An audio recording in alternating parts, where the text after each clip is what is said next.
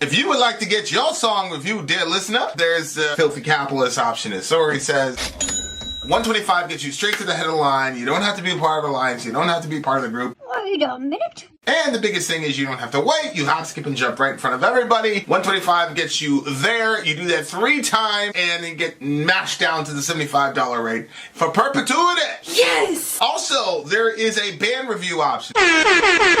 So if you've got a band and you're trying to get your band some exposure, hit me up at vinsori@gmail.com, and I'll show you the details about how to pull that off. You can also jump on Patreon, and there is a option on the tiers to be able to get your band reviewed. Yep. Obviously, we can't lie to you, so we can't guarantee a positive review. Get what you get. It's just rubbish. Rubbish. Rubbish. That's British for garbage. My favorite is the community option. $1 at the gate gets you in at Patreon. You get to join an alliance. The alliance joins their points together, and that helps determine what songs that we do. The alliances hang out on Discord. Message me on Patreon to get the link. And they do all kinds of other cool things. They do Minecraft, Dungeons and Dragons. Yeah. It's really a community within the community. Anybody can go in the village, facebook.com/Vin and Sori. There's 160,000+ people on the channel. What's cool about the Discord is that it offers a real opportunity for community connection, friendship, that type of thing. And it's on Discord, so if you're not a Facebook person, it's for you. You start off at $1. Right. Plus you get exclusives. Sori and I are working on a song. So the first 15 seconds of that was on Patreon. Also, at $15 tier and above, when we actually debut the video, they're going to be there live with us. There you are, dear listener. Buy our merch. Buy our merch indeed. Charles shall lead them. To buy our merch. Yes, dear listener, we are in the midst of a DJ stream. We've got DJ Middle Earth, and then we've got DJ Tina, which makes up the middle breakfast. Yep. There you are. Wash it together, and that's what you get. All right, babe, can you read the name of this band? We are doing this live. Contrary to popular belief. It's either Medenera or Medenera.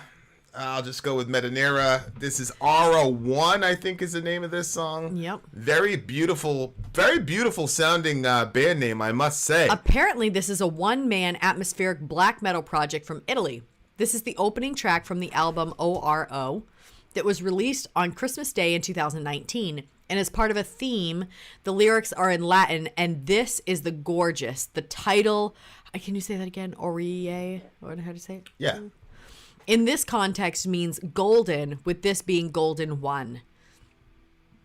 Later, Adon. Shout out to Ro. We have the translation of the lyrics here. If you, it's right up there on the Trello.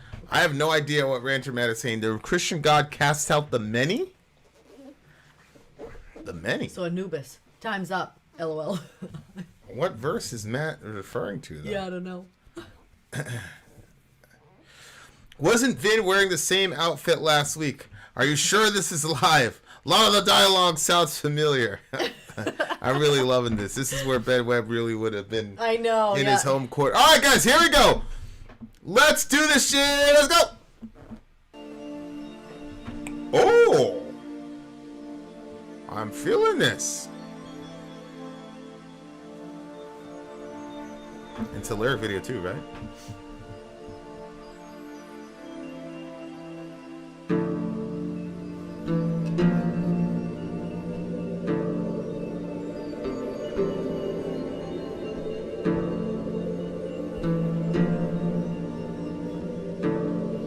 Tina pick.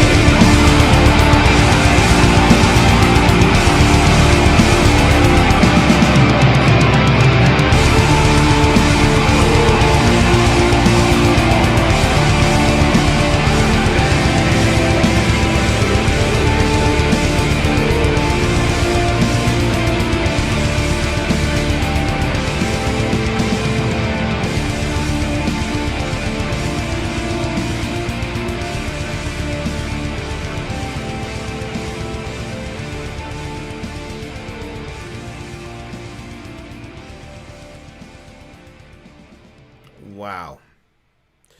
That was deep. That's my shit. That's my shit. That type of black metal. She knows it. Tina knows it. To me, it sounded like the final battle forever and for all time that ends all battles. That would be the sound like as you're going into it, because it's already been pre-decided that this is the final battle. Golden Age is the first to spawn his own free will worship faith without law and uprightness.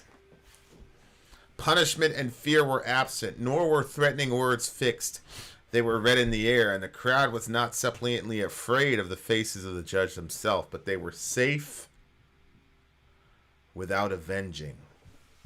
This seems to be a utopian type of existence where you can have some sort of morality without law and without fear of any sort of reprisal or any threats. Okay. It's like I tell the boys, like, Yeah. it's better to lead from influence instead of power. Mm-hmm. You know, It's like this is kind of like the description of what we call the golden age. Like that's what we believe, that there's an age coming where that's going to be, but that's you know, the scripture talks about that state of being where the law is written on the heart. Yeah, I was talking to AT about this, is because I was arguing that love is the ultimate, is the ultimate principle of the universe, and I said it doesn't really matter. All moral systems come down to, it doesn't matter what you call it, the inability to love another person. Yeah. Yeah. In other words, when you consider something as bad, the reason you think it's bad, ultimately, if I was to say why, and you say because, ultimately it's going to result in you did not love that person. Mm-hmm. If you truly loved a person, you wouldn't murder, you wouldn't kill, you wouldn't steal, you wouldn't rape, etc., etc., etc. So it's like, we wouldn't have the jail systems that we have either. Yeah, you wouldn't have the prison systems that you would have, because we would be a more forgiving, trusting society, etc., etc. But we're not there yet, so yeah. No, I'm saying like we would, because vengeful. we don't want that for our kids. We don't want somebody to just lock our kids up, and you know, like that talk that I was hearing earlier where the guy was saying like sometimes the brain has to be rewired and reworked, and rather than doing that, we just ship them off and put them in a prison system that makes things worse. So if we really loved a lot of these people, then we would have, you know, prison reform. But correct, but we make a lot of money on prisons in America. So I keep saying it's really messed up. Americans have no right to call anyone anywhere a despot or whatever. Yeah. You got literally the vice president of our country would not let people out early for good behavior because they were cheap later for fighting fires. That's so awful. And then with full knowledge of that, we voted that motherfucker in. Yep. Along with the other motherfucker who wrote but here we are, like, morally judging people in the... Get the fuck out of here. Who are we? Americans. Ridiculous. All right. I mean, I kind of interrupted you there, so... You love being the highest. Love being the highest, right? And so, like, if you look at an age like this, if I'm interpreting this properly, right, people are not afraid of the judges or their leaders. They were safe without vengeance.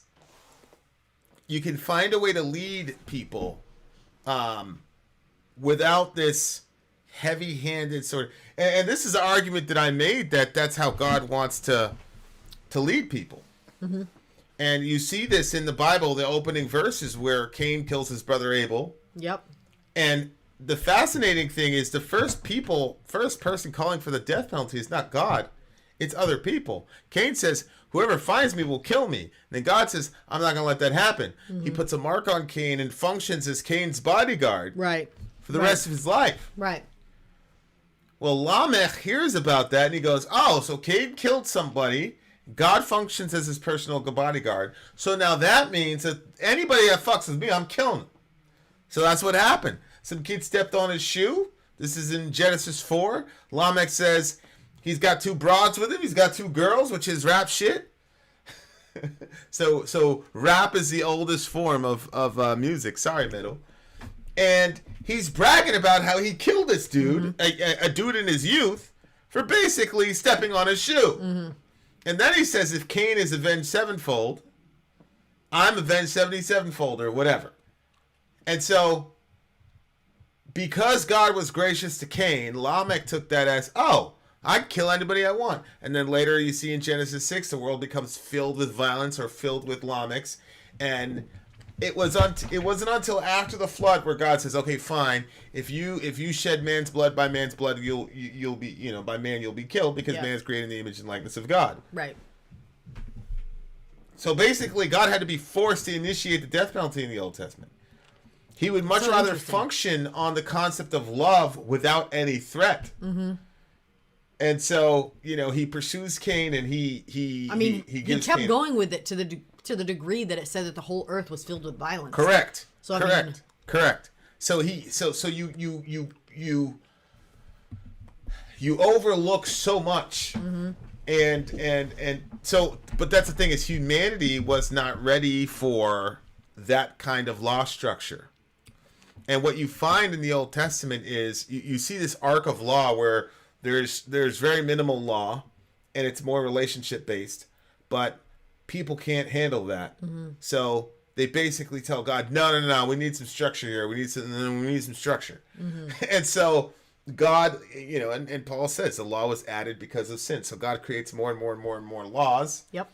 And then it creates this sort of planned obsolescence where people start falling under the weight of the law, and people start being like, holy shit, we can't keep all these rules. And God's like, well, no shit. How about we just have a relationship? In steps Jesus. Then he pays the price for our Lamech Cainism, which is in all of us, which people for some reason refuse to. That's why, like, there's a guy right now in the media where people are like, oh, that guy, he's bad. And you're good, but he's bad. You've got room to judge him, but so, but you're in a country that just fucking massacred 1.5 million people in the last 20 years. But he's bad. And doesn't care. Most people don't care. We don't care. Correct. We just bombed the shit out of Somalia. I didn't see any Somali flags. That's a different topic, though. There's reasons for that. Go tell the starving Yemeni kid that you're better than some of these other people in the media that supposedly you're better than. It's ridiculous. It's unbelievable. I don't know about any other countries, but for Americans to do that shit is mind-boggling to me, that Americans have the gall to judge anyone on the world stage for whatever. But this kind of world, I think, is the world that God envisioned.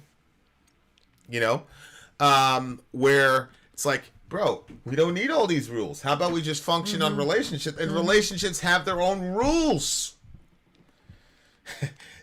They go unspoken. But the issue is that the rules are written on the heart. I'm not going to harm. I'm not going to do things that purposely hurt you. I love you. I don't want to see you cry. So that's a law. The law is you don't want to see somebody crying. You're not going to hurt her. Okay. I don't need a rule. And you're the same way. You don't need a rule. You know what I'm saying? Like, we don't need anybody to tell us this stuff. So, like, the real true laws are all, they're internal, and the best society is a society that has the assumption that you love your neighbor. And if you assume you love your neighbor, then your leaders are going to say, this is the best way we can collectively love one another. And people are going to say, yep, okay, let's do different that. Conversation, yeah. Let's do that. Yeah. So, very, very fascinating stuff. There's a parallel here with Gnosticism you can make, that the Gnostics also want to return to a point where the relationship was more veiled between God and man as it was in the Old Covenant. Correct.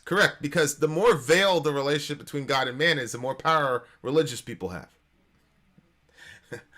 When you tear away the veil and you tear away the laws, and then you make it just about relationship and the laws of the heart, then one example would be there was no priesthood in the Old Testament, especially prior to the flood. Everybody was a priest of his own family. Abraham would just stop and celebrate and slaughtering animals. Hey, praise God, whatever. Noah would do it. Abraham would do it. Isaac would do it. Jacob. Anybody could do it. But as you progress to more and more law, you had an entire priest class that got developed because of, other issues, whatever. And then it separated, it continues this gap between God and people. So, but if you hear the background of that music and like, it's just so beautiful and amazing. Oh, it really was. It really was. And then I was thinking to myself, I hate war with a passion. I hate what's happening. I hate the propaganda. I hate the imbalance. God has really burdened my heart for the Russian citizen, the Russian worker, the Russian farmer. I saw somebody who was like, I told you about, the ruble is 1 cent. It's like, how is this funny? How is that funny? How is that a triumph? And how fucking privileged of you to complain about $4 for gas while simultaneously mocking regular Russian people who are going to suffer incredibly. I don't give a fuck who you think is right or wrong. The fact that people really believe that they're good people, you're a fucked up person if you celebrate that. I don't give a fuck if you unsubscribe. I don't give a fuck if we never talk again. Those people are suffering. They didn't do a fucking thing to you or anybody in Ukraine. Their kids are suffering. Their economy being decimated is not good news. I hate that. But we're so people are so full of hate that 7 weeks ago they had no quarrel with the Russian people. 7 weeks ago we were all worrying about COVID. It's so true. But we got something really disordered in our hearts, man, to where you can, and people go, well, I wasn't thinking about the Russian people. I was just thinking about Putin. Exactly. Like, it's killing me. Russia man. is filled with families. It's killing children. Me. It's all killing. that. It's killing me. It's one of those things that I can only give it a certain amount of space in my head to think about it, because I just, I put my kids to bed at night. I tuck them in.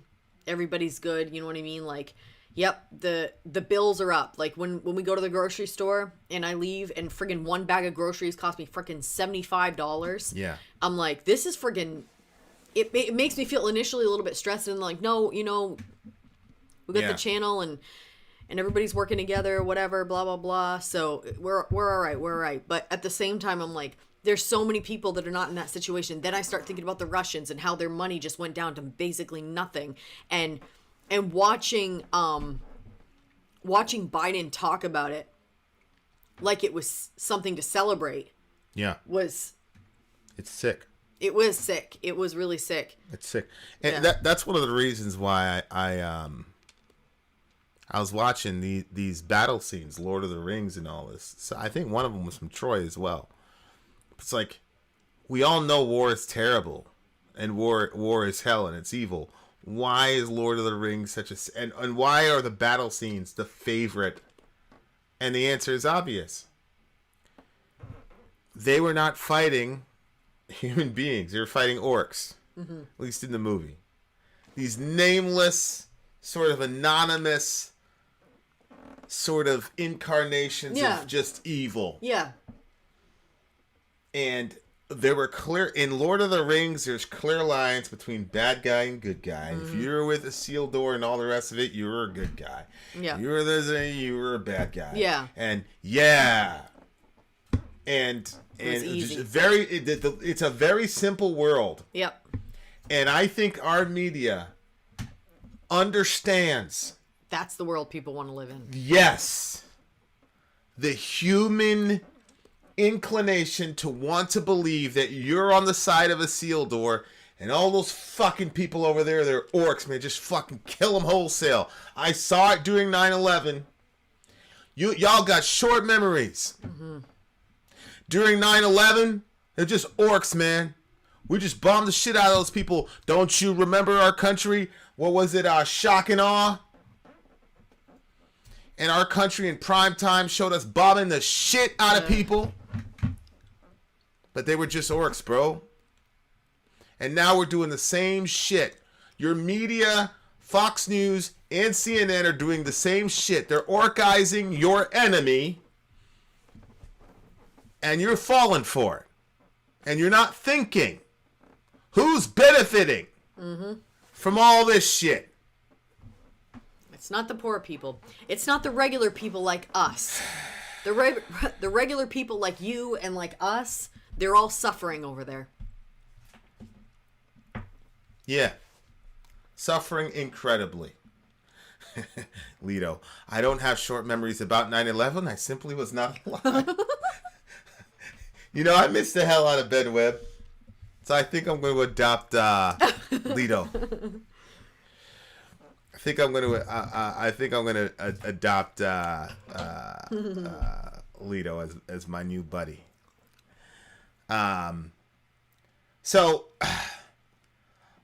look, there are this situation currently is a massively complex situation.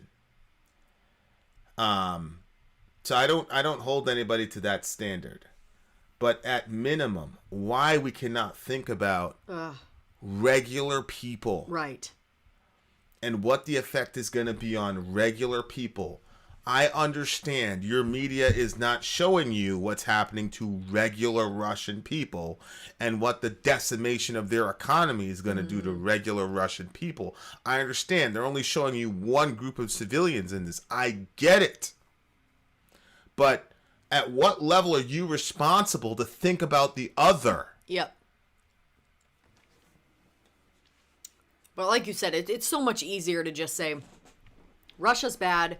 Everything they're doing is bad. They're bad. They're all bad. All their people are bad. Instead of like individualizing it and thinking like, okay, there are poor people that are not even making these decisions that are happening. They just happen to be born over there.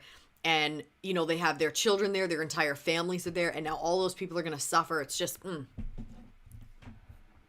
Yeah, it's horrible. Like that. I don't like that at all. As if those people haven't suffered enough. That's exactly what I was thinking. I mean, holy shit. And just the arrogance of Americans, man. It's mind-boggling to me. The absolute arrogance. Yeah, I think also, like you said, that, you know, people complaining about $4 for a gallon of gas, while at the same time not caring at all that their economy just dropped to, you know, 30% of what it was. Like, I don't know. The fact that people don't see how crazy that is, it's like nobody would complain about a stubbed toe to somebody who had a missing arm that just got their arm chopped off. You know what I mean? Like, you wouldn't do that. But that's what we're doing. We're complaining about, you know, $4 of gas when these people's economy just dropped like that. Like, their families are going to suffer for that. A lot of things are going to change for these people. I don't know. We're so out of touch. It's unbelievable. And we're so... I don't even know why we're so propagandized. I mean, why do any of you believe anything that's going on in the media about I'm amazed. these stories? These motherfuckers were showing us video. But everybody knows this. I'm gonna shoot a couple series on Middle America on this. I've already done this. I don't want to take away from this song. This song was beautiful. Yeah. Because to me, it showed what we could be. But it's also ugly in the sense that it's showing where we're not yet. Right. And Right. we're not there yet, obviously. Right. And we're not very good at loving our neighbor. And so my plea would be for you to love your neighbor. Right. And if you're a praying person, hell, even if you're a good vibes person, can you please consider praying and sending some good vibes to those Russian citizens? Yeah, and nobody said that the Ukrainian people were not suffering, but the media is telling us to feel bad for them. Nobody's telling us, you know, nobody's drawing any attention to the suffering Russians.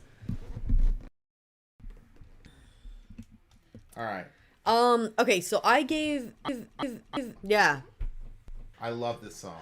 I'm going to give this one an 8.9. I'm going to give this a silent count from my beautiful people over there in Russia.